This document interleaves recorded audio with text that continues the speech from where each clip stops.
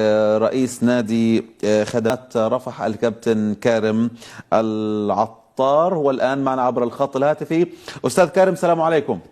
عليكم السلام ورحمة الله، مساء الخير. تحياتي لك وتحيات الكابتن صائب جندية.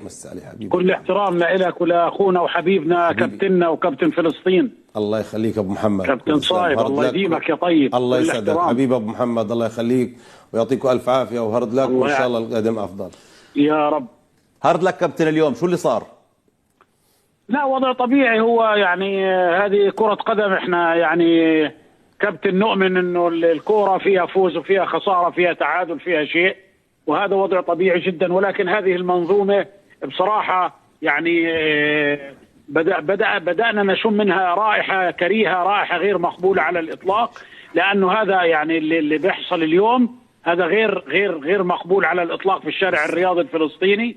نحن لا نبحث عن بطولة من خلال تحكيم على الإطلاق، بل نحن من خلال لاعبينا، من خلال مضخينا من أموال، من خلال منظومة محترمة اسمها نادي خدمات رفح الجميع يشهد لها. ولكن يبدو أن هناك أناس في اتحادنا المبجل يبدو أنهم يعني عاقدون العزم أو يعني مصممون ألا نحصل على بطولة الدوري من خلال ما حدث اليوم. حكم لنا خلاف كبير معه والكل يشهد بذلك. كل منظومة الرياضة الفلسطينية تعلم أن هاني مسمح له خلاف كبير مع نادي خدمات رفح، وبالذات مع رئيس النادي.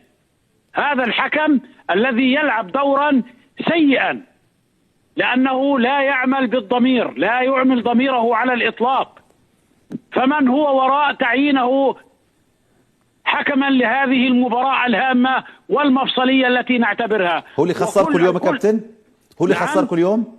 طبعا ضربة جزاء 200%، كما أن ضربة جزاء الإخوة في الشجاعية صحيحة 100%، لا اعتراض. كابتن علاء، نحن نقول العدالة للجميع. أنا رجل رياضي مش دخيل على الرياضة، لعبت وحكمت ووصلت، ما وصلتش لهذا المقام إلا بعد خبرات الطويلة في عالم الرياضة وبالذات كرة القدم.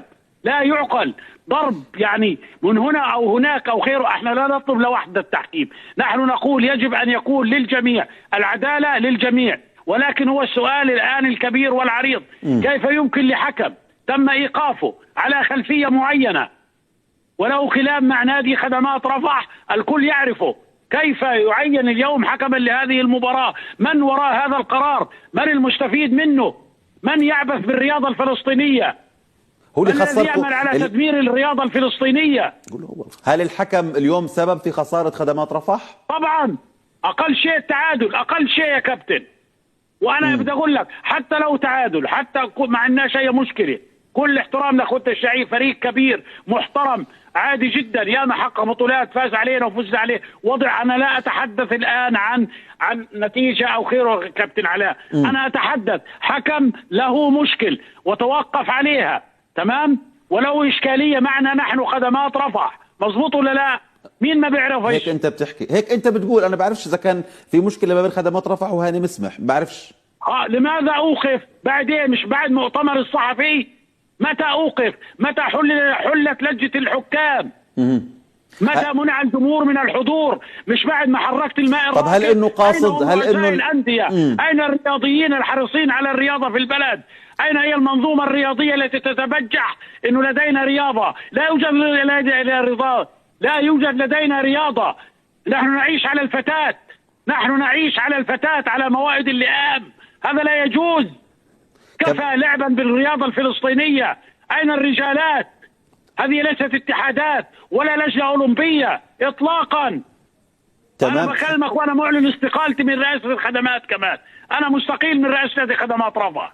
ليش يا كابتن؟ يعني بكليني، لكن بضلي رجل، دخلت رجل وبطلع رجل، إني تحدثت في وجه الكبير والصغير. أما هؤلاء الذين يترأسون ويعملون هنا وهناك ويرون هذا الذي ينخر في جسد الرياضة الفلسطينية بهذا الشكل، هؤلاء سيحاسبهم التاريخ، سيحاسبهم.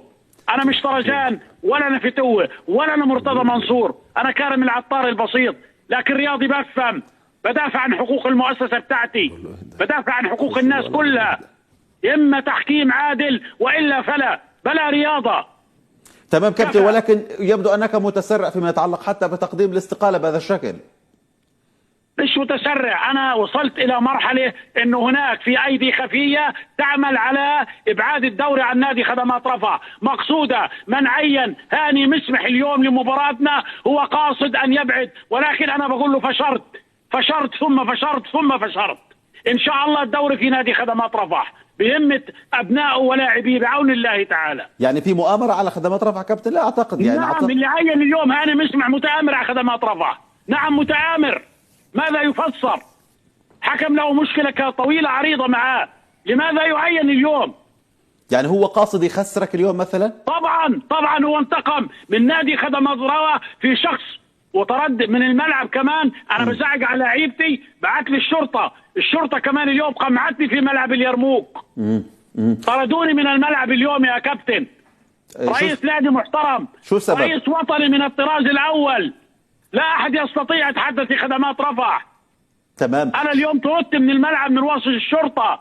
عملية قمع تعرضت لها انا. طب شو السبب؟ ليش طردت من الملعب؟ ليش؟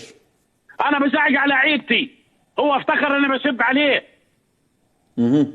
طيب راح انتقم وجاوز وراح على الشرطة، ما راحش على مراقب المباراة. بكل اسف اللي كان كأنه مش موجود مراقب المباراة. كابتن احنا بنمر بظروف قوة. الآن نحن نمر بظروف صعبة واستثنائية. أعتقد أنه الأمور بتتجه إلى الصدام بهذا الشكل، وهذا ممكن يأثر على مسيرة الفريق، خاصة أنت لسه متصدر كخدمات رفح. احنا متصدرين وما عندناش أي مشكلة. احنا بحكام غير حكام إن شاء الله ربنا حيكرمنا. يعني اللي بيفكروا إنهم يعني يخطفوا البطولة منا، هذا كلام إن شاء الله مش هيحصل بعون الله تعالى. تمام. إن الله يدافع عن الذين آمنوا. إن الله لا يحب كل خوان كفور. إن الله لا يحب كل خوان كفور. والبقية عندك. شكرا جزيلا لك الأستاذ كارم العطار، رئيس نادي خدمات رفح في هذه الإطلالة. وربما هذه التصريحات طبعا وكل الاحترام للأستاذ كارم العطار أيضا، ومن حق كل من ذكر كان اتحادا أو حتى كان حكما، والحديث عن اتحاد كرة القدم أو حتى اللجنة الأولمبية أو الحكم هاني مسمح والذي ذكر اسمه، ونحن على الهواء مباشرة. بإمكان أي حد أنه يتواصل معنا وباستطاعته أن يرد. كابتن صايب جندية.